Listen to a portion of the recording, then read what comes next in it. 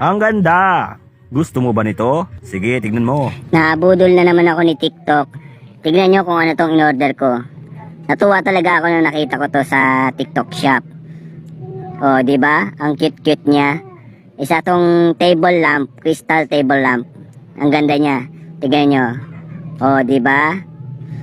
Tapos ano pala siya, rechargeable siya. Meron na siyang cord. Ayan, meron siyang cord na para sa pagcha-charge niya. Ayan, try natin ha. Oh, 'di ba? Ganda niya, cute niya tignan. Oh, 'di ba? Ang ganda-ganda ng ilaw. Oh. Ito pa lang in order ko, ano siya, 3 colors lang siya. Tapos meron silang 7 colors at meron siyang 16 color.